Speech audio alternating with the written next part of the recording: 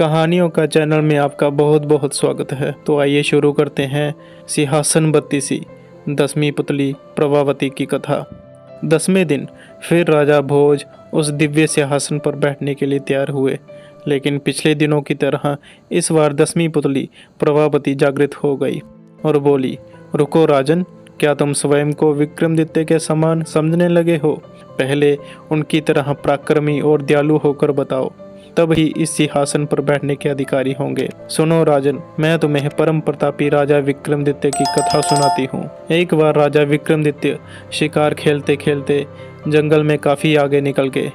उसी समय उन्होंने देखा कि एक युवक एक पेड़ पर फंदे पर लटक रहा है।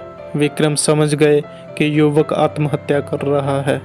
उन्होंने युवक को नीचे से सहारा देकर फंदा उसके गले से निकालने को कहा तथा उसे समझाया, आत्महत्या करना कायरता है और अपराध भी है।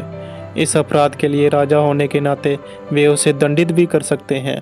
युवक उनकी रोबीली आवाज़ और वेशभूषा से ही समझ गया कि वे राजा हैं। राजा ने जानना चाहा कि कौन सी ऐसी विवशता है जो उसे आत्महत्या के लिए प्रेरित कर रही है।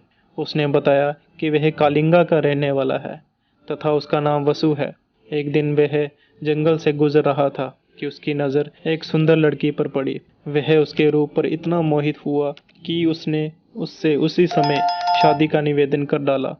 उसके प्रस्ताव पर लड़की हंस पड़ी और उसने बताया कि वह किसी से शादी नहीं कर सकती। दरअसल वह एक राजकुमारी है जिसका जन्म ऐसे नक्षत्र में हुआ है कि उसका पिता भी उसे कभी नहीं देख सकता। इसलिए उसके जन्म लेते ही उसके पिता ने नगर से दूर एक सन्यासी की कुटिया में भेज दिया और उसका पालन पोषण उसी कुटिया में हुआ।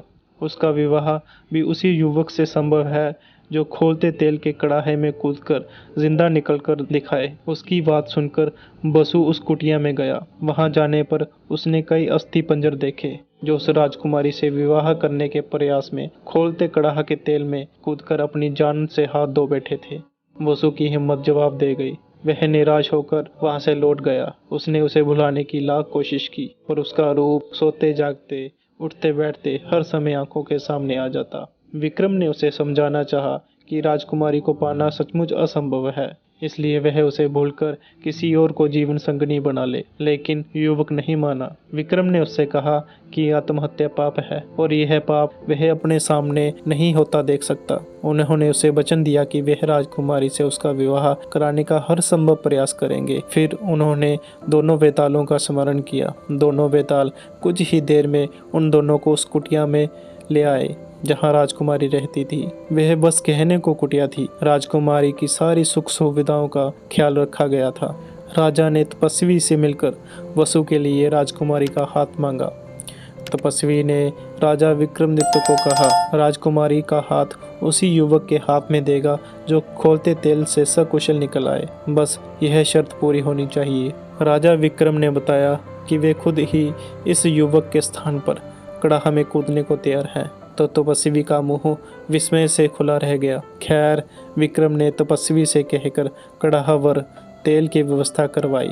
जब तेल एकदम खोलने लगा तो माँ काली को स्मरण कर विक्रम तेल में कूद गए। खोलते तेल में कूदते ही उनके प्राण निकल गए और शरीर बुनकर स्वाहा हो गया। माँ काली अपने भक्त को इस तरह कैसे मरने देती। उन्होंने बेतालों को विक्रम को जीवित करने की आज्ञा दी। बेतालों ने अमृत की बूंदें उनके मुंह में डालकर उन्हें जिंदा कर दिया। जीवित होते ही उन्होंने बसु के लिए राजकुमारी का हाथ मांगा।